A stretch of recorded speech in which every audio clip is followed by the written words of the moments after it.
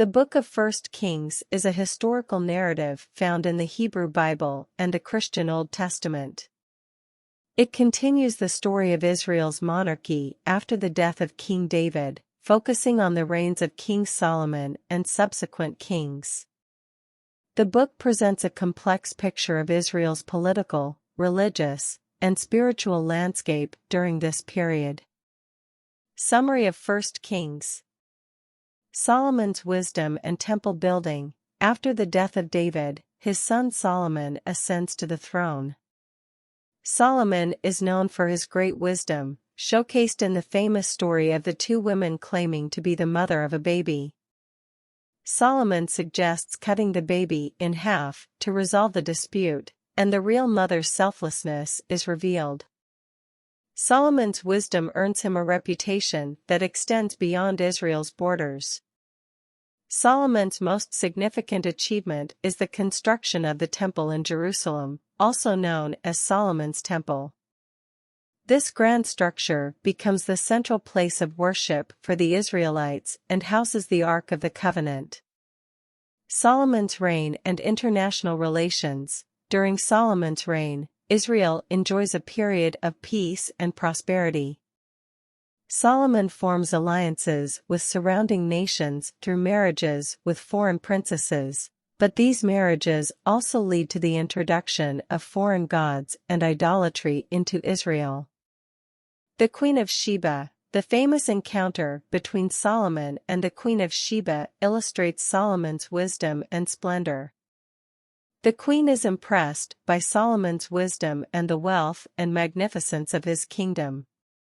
Solomon's downfall. Despite his wisdom and accomplishments, Solomon's later years are marred by his accumulation of wealth, political alliances, and indulgence in foreign practices. He begins to neglect the worship of Yahweh, leading to God's disfavor and a prophecy of the eventual division of the kingdom. Division of the kingdom. After Solomon's death, his son Rehoboam becomes king. However, Rehoboam's harsh policies lead to a revolt by the northern tribes of Israel, who secede and form the kingdom of Israel under the leadership of Jeroboam.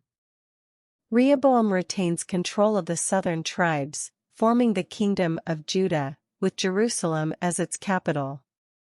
The era of the kings. First Kings chronicles the reigns of various kings of Israel and Judah. It describes their successes, failures, and the extent to which they followed or abandoned the ways of the Lord. Many of the kings in both kingdoms fall into idolatry, leading to God's judgment and punishment through various prophets. Prophets Elijah and Elisha. The book features accounts of the prophets Elijah and Elisha, who play significant roles during this period.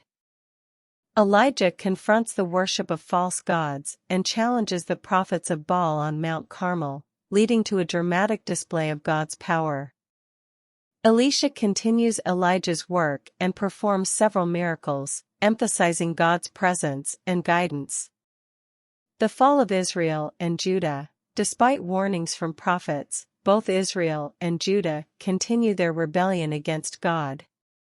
As a result, Israel falls to the Assyrian Empire in 722 BCE, and its inhabitants are exiled. Later, Judah falls to the Babylonians in 586 BCE, leading to the destruction of Solomon's temple and the exile of Judah's elite to Babylon. Conclusion. The Book of First Kings offers a historical account of Israel's monarchy, highlighting the successes and failures of its kings and the nation's spiritual decline. It emphasizes the consequences of idolatry and disobedience to God's commands. Through the stories of Solomon, Elijah, and Elisha, the book showcases the significance of wisdom, obedience, and faithfulness to God's covenant. Ultimately, the events in First Kings serve as a sobering reminder of the importance of staying faithful to God's ways and the enduring consequences of turning away from His guidance.